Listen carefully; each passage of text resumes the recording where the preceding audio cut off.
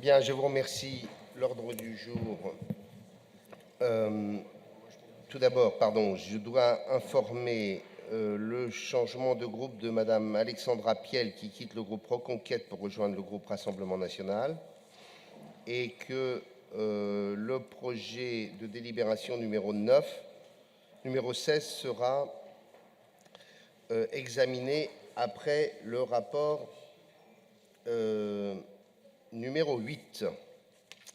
Bien, quelques mots simplement d'introduction, parce que sinon je vais être répétitif avec les rapports, pour juste vous dire que nous aurons un rapport intéressant, je crois, sur le logement, qui sera présenté par Guy Lefranc à travers une expérimentation régionale ambitieuse pour lutter contre les logements vacants. Je vous rappelle qu'en Normandie, ça représente 150 000 logements selon les statistiques, et que ce nombre de logements vacants a doublé en l'espace d'une dizaine d'années, ce qui fait que nous avons la plus forte augmentation de la France métropolitaine.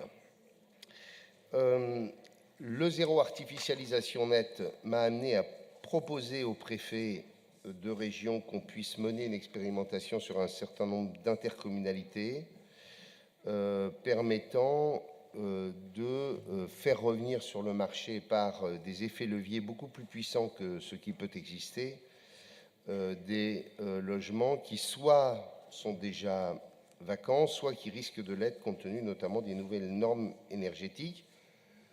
Nous avons choisi 8 territoires expérimentaux dans les 5 départements avec des territoires ou des EPCI différents, les uns avec des perspectives de besoins et donc de tensions importantes, c'est toute la zone dieuppoise avec le chantier de Panly.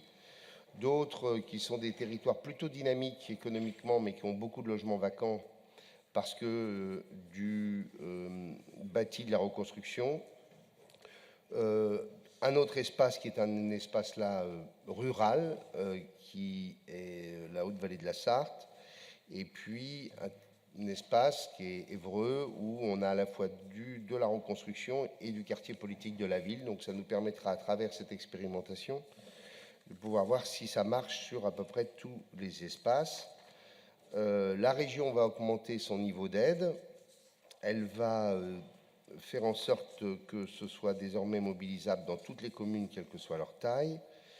Et nous nous adresserons au logement, mais aussi aux parties communes, parce que souvent il y a des problématiques de parties communes.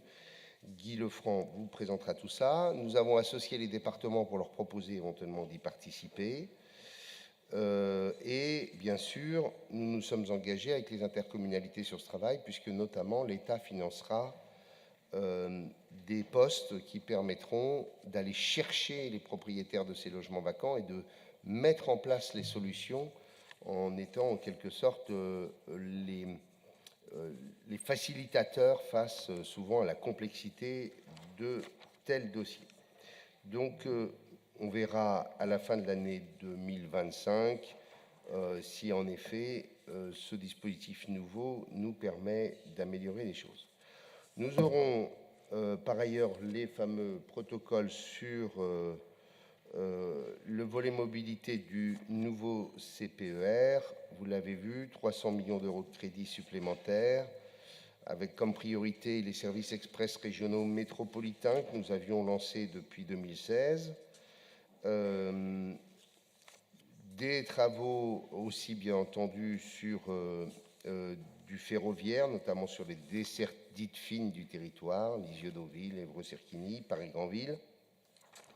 Enfin, un projet routier qui va connaître une quinzaine, une vingtaine de kilomètres en plus, qui est la continuation de ce serpent de mer qui est la mise à 2x2 voies de la RN12.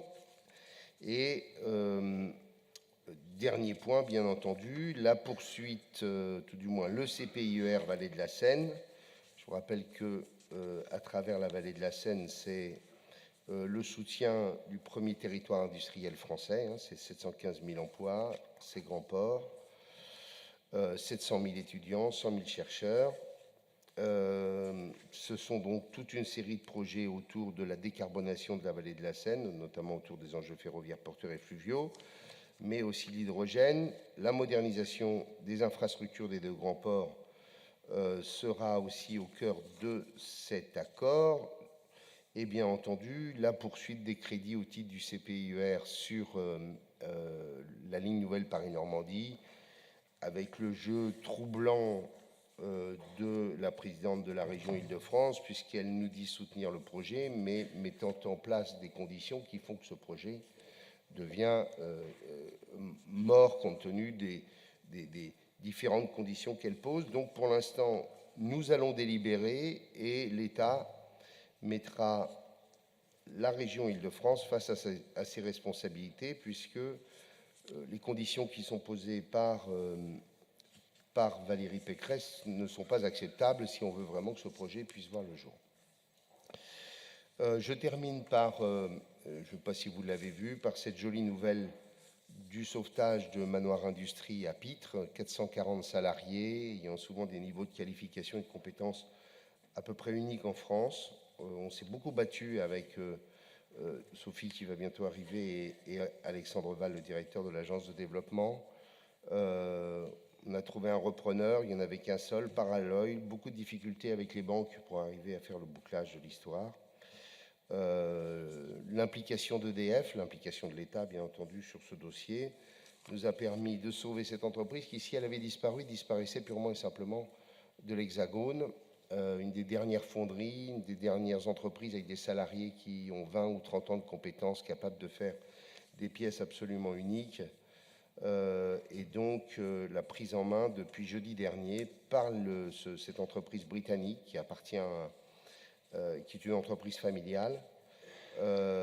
C'est l'exemple même d'une entreprise qui n'a pu être sauvée que parce qu'au bout du compte, il y a la relance du programme électronucléaire français. S'il n'y avait pas eu cette perspective, nous n'aurions pas réussi. Et je rappelle que le dispositif ARM qu'on a mis en place, ça a été quand même, depuis 2016, 900 entreprises qui ont été sauvées, représentant à peu près 20 000 salariés, avec 85% de survie au bout de 3 ans. Voilà ce que je voulais vous dire en introduction pour ne pas être trop long. Et vous passez la parole pour le débat de politique générale. J'en profite pour dire au groupe que les élections législatives ne se joueront pas dimanche prochain dans cet hémicycle. Et donc, ce n'est pas la peine que nous rentrions dans des effets de manche électoraux, que les débats se passent ailleurs. Voilà. Ce n'est pas au sein du Conseil régional que vous ferez bouger les voix qui iront dans les circonscriptions de Normandie. Voilà. Merci.